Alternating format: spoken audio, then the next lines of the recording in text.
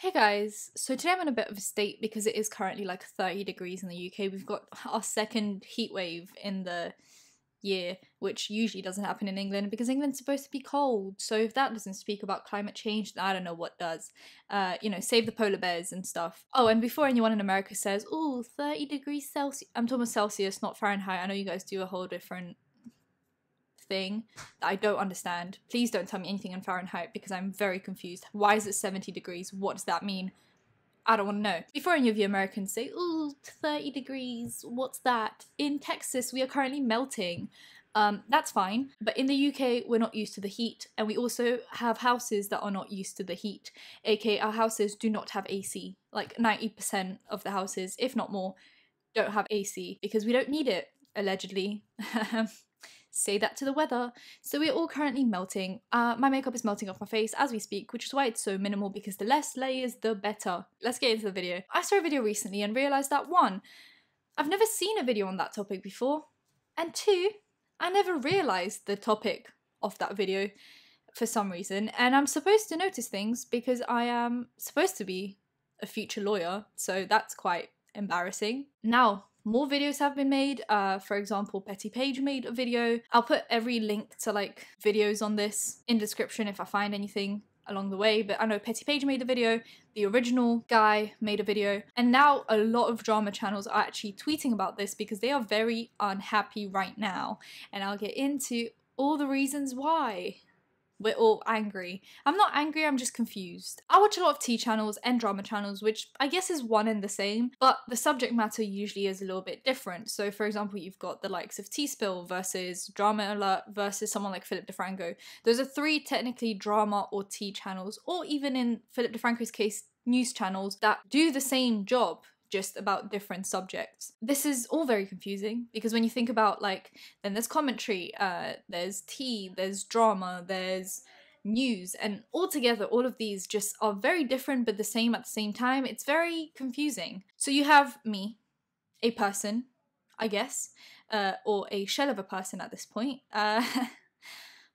You have Tea Spill, who doesn't talk in the videos or show her face, but you know she's a real person because you have social media where she expresses her opinions, she shows her dog, she takes actual pictures of her life, just doesn't show herself or any private areas of her life. You can also tell she's a girl because one time she promoted her merch and her hair was in it and like, she was a female. So she is a real person. You have the viewer's voice, aka Nick Snyder. You have Sebastian Williams, who is Sebastian Williams, and many, many others. There's one thing that they have in common. Great video turnaround. They post videos all the time and I don't know how they do it, but don't stop because I am obsessed. The reason why I have a channel that I have is because that is basically my favorite content to watch. Oh, and they're also people. That's what they have in common. They're real people with real opinions and real things to say. Then there's Spill. I'm not saying she's not human, but I guess that's kind of what I'm saying.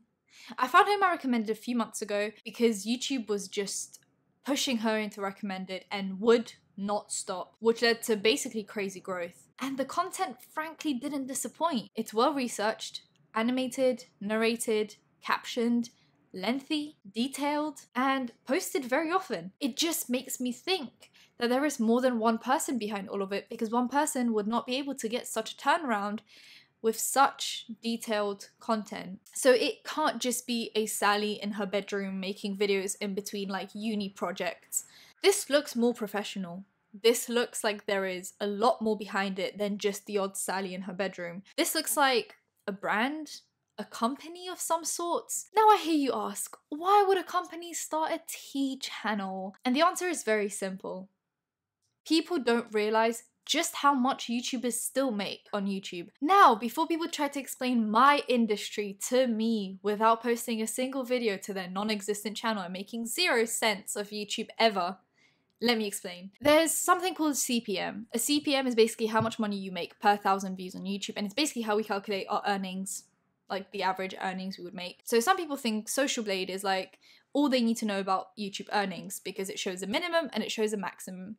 Let me break it to you. That maximum is not actually the maximum. It is just like the average maximum, which isn't even an average maximum. It's actually pretty low. Social Blade shows you a 25 cent to $4 CPM, which means basically in simple terms, 25 cents per 1,000 views to $4 per 1,000 views. Let me break it to you. $4 is not the maximum you can make per 1,000 views. And it's not uncommon to make a lot more than that. Channels that are family friendly, don't swear, don't make political or religious content, can make upwards of $10 per 1,000 views. Some channels actually have like a default higher CPM because of the content type. For example, finance channels usually have a $10 to $20 CPM just on default. Some countries have a higher CPM, like I know Norway has a really high CPM. You get like a 15 there just as the standard. And yes, there has been complaining about CPM from some YouTubers, but against what you would think, that is the minority. Most bigger channels still make a lot of money, but they just don't talk about it because there's nothing to complain about. There's nothing to say. What would they tweet? Oh, I'm so angry, I'm making so much money. Like, of course not. The people that are talking about monetization the most on social media are people that are not being treated well by the monetization system on YouTube.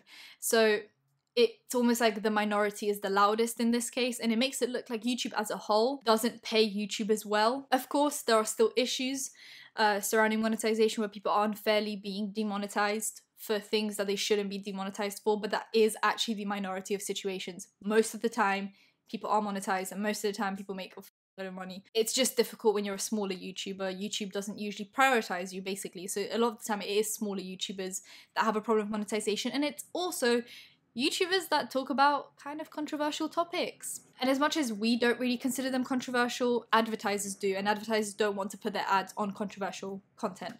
So hence why they don't, and your CPM is as low as it is. But yeah, that is actually a lot less common than you guys are made to think. Most of the YouTubers that you watch are just fine. They're just fine, trust me. So back to Spill, a very polite, family-friendly channel with no swearing or unsafe topics, talking about tea, which is very popular right now. It is an easy way to blow up on YouTube currently, posting consistently and getting a lot of views. And that means a lot of money, probably. The thing is, I don't know what her CPM is. I don't know if she's monetized or demonetized. It's a guesstimate. But I wouldn't be surprised if someone like Spill had a $10 CPM because of the nature of her videos. They're very family friendly. So if she did have a $10 CPM, now let's look at it this way. Let's say she gets 600k in a video, which is very common for her nowadays. That would give her $6,000 per video. Post 3 times, that's about 18,000 a week, times like 4 or 5 in a month, and she makes a lot of money. A lot more than Social Blade is saying. I don't know where I want to end this video or what message I want to send, but I thought it was interesting and no one was talking about it. Now people are kind of like talking about it because it's been brought to their attention, but no one really mentioned anything for like a year. Like, Spill's been around for like a year and no one realized that these heavily, like, highly manufactured videos were a bit weird. Like, they weren't very organic or authentic. Not very YouTube-y, is basically what I'm saying. Like, there's no one just sitting in their bedroom chatting. It's very like, sounds like an essay. She also has a Twitter that she never tweets on. Like, there's no opinions. There's no like, oh, here's what I'm doing. It's just her tweeting out links to her videos and also retweeting her other channel videos. There are other channels. There's Brew, Grill, and On the Hill, which all have the same animation style, same video style, and they are all characters in this animation they have on the channel On the Hill, which is basically just like a story thing with their characters. So it makes it look like they're not people, they're characters. Spill is a character. It's not supposed to represent a person. It's just a character in a show who also happens to run a tea channel. It's very weird when you look deep into it. So I pass the question on to you guys. Does this bother you? Do you prefer authenticity, or do you just not care as long as the content is good? Because I think the content is great. I love watching Spill. I like the channel as a whole. The tea always comes very late, which is another problem. A lot of tea channels on Twitter have been saying that their content probably comes so late, because if it isn't a real teenage girl or like a young adult in their room, they're not very aware of the tea that is happening. If it is a company, it's usually run by, adults. They usually don't know what the tea is. They don't know how to get the receipts. They don't follow these influencers on Twitter to be able to get those receipts. So they usually wait for other videos to come out and then collect receipts from other people's channels and put them into their videos, which makes sense. That's why their videos are usually like 2 weeks late, because they have to wait for all the other tea channels to release their content. This is all alleged information. There's a lot of it, I do realize. Now I'm wondering, like, is this, if true, going to be happening more often, where companies coming and plant these YouTubers, it was like plant them to grow and give them the necessary funds to do so, because we don't have a backing, we don't have companies backing us. All the equipment we buy and everything we do is us. Yes, you can hire an editor, an animator, but that usually comes later on in your YouTube game when you've started making money, because a lot of the time people don't have the money at the start of their channel to invest in an editor, in an animator, and all those things. Is this kind of like the Late Late Show and what's his name, James Corden, etc., but just a little bit more sneaky, where it's supposed to make you feel like it's authentic, but it's not? I don't know what other than AdSense they could possibly get from this if it is a company. Like, would it be promotion? But at this point, if they did start promoting a specific company and their product, it would just solidify the idea that they are fake. So I'm not sure if this was just literally to make money, because they knew tea was on the rise and it was easy to make money. And is this just going to be used to fund another company or another project? Is this just like basically an investment to make money back and invest it somewhere else? Because realistically, YouTube is kind of one of those things where you can start with no funds and make it big within a day, which I guess brings me on to my next point, the van girl. You know who I'm talking about, the girl that lives in a van? There's a video I saw recently that kind of goes way more into detail about this. I'll link her video in the description down below. I have a lot of videos to link right now. But like, I'm suspicious, right? This perfect girl who is quirky and relatable, has a cute snake, posts one video and it gets her to 1 million subs. It just like immediately was thrown into recommended. I don't believe it. Now the breakdown is, to monetize your videos in the first place, you have to have about 4,000 hours of watch time, which doesn't sound like a lot to me now, but when I first started off, that was a lot. When you get like 5 views a video, and then it takes about a week for them to approve you for monetization. So by the time you're like monetizing your videos, it could take a year. Like for some people, they don't start monetizing their videos until about 2 years into their YouTube channel, because it takes so long to grow your channel at the start from nothing. Some people say that the most difficult time for your YouTube channel is like the first 1,000 subs, because YouTube is just refusing to push your content out.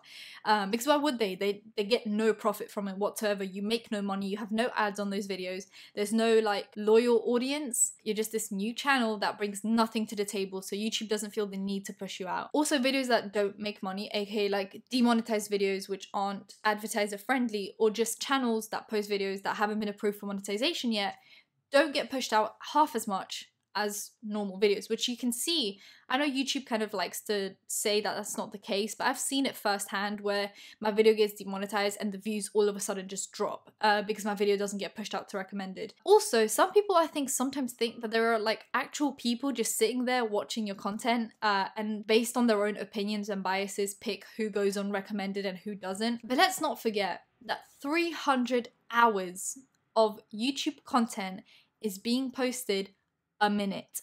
Every minute, 300 hours of content is being posted to YouTube. There is not a person or people that could possibly go through all of those 300 hours every minute and pick who goes on recommended and who doesn't. There is a system that does that, and that system is most commonly known as the algorithm. So this algorithm is basically designed to maximize profits. It pushes out content that it knows is going to get a lot of views, has good ads on it, and it's going to make YouTube a lot of money, and basically the YouTuber a lot of money as well, but mainly YouTube. The algorithm is designed for profit. So how did this algorithm, this very smart, allegedly, algorithm, see a channel with 0 subs, 0 views, and just 1 video, and decide that that is what's going to make YouTube a lot of money? But if she's not a YouTube plant, then good for you and your cute snake. Hope you guys live your best lives. That's it from me. But it was just very suspicious that all of a sudden she was in everyone's recommended when really she hasn't posted any videos before that. So it was weird. She also didn't have social media before she blew up, which is very weird to me that all of a sudden she's just like, oh, social media, boom. Now another piece of tea channel drama. Wow, tea channels have their own tea now. How we're living in the Matrix, is that the channel Spill Sesh is actually ran by Morgan Adams and essentially Shane Dawson. The voice is altered, but it sounds very much like Morgan Adams. It could be used, I guess, to change the narrative for Shane Dawson and the gang. I don't know, it could be used as like a PR thing, like when something bad happens, this T channel can just like support them and change the narrative. It's good to have like a T channel on your side, which is why more times than not, big YouTubers will privately be very friendly with T channels, because if you're friendly with someone, you're less likely to chat about them. So if you have a T channel on your side, they're less likely to roast you, and they're more likely to be on your side, which is why so many people think like there's drama channels on Jeffree Star's payroll, because he's got enough money to do that, I guess. It could also be just like a money thing, like extra money. I don't know if I believe this one, but it sounds so much like her. Like, it's actually insane how much she sounds like her. And there also, in one of the descriptions, people caught that she was like putting links to Shane Dawson's merch. Why would you put links to just random channel? Like, you're telling me out of all the channels that you could have linked, you linked Shane Dawson's merch? I don't know. It's just like such a weird conspiracy theory. We're really going on a conspiracy ride here. Stay with me. Let's put on our tinfoil hats. I don't know. She also blocked Morgan Adams and Shane Dawson from a comment section. Like, you can block specific words and phrases that you don't want popping up in your comment section. But I think that is less of a conspiracy and more just she probably got a of comments, and if it isn't true, it's quite annoying, I'm assuming. But the rest of it just seems very dodgy. What is going on? Morgan Adams, Shane Dawson, speak up. What is happening? Let me know. I think we're done here. Thank you for sticking through this video and listening to my conspiracy theories and basically seeing me go insane. I am this meme right now. If you enjoyed this video, give it a thumbs up, comment down below, anything in the comment down below, and subscribe because I post videos whenever something happens and whenever I have time, because I am starting uni soon. That's very fun and very stressful. So turn notifications and you know when that's happening. Follow me on my socials, they'll be in the description down below. And I'll see you in my next one. Bye guys.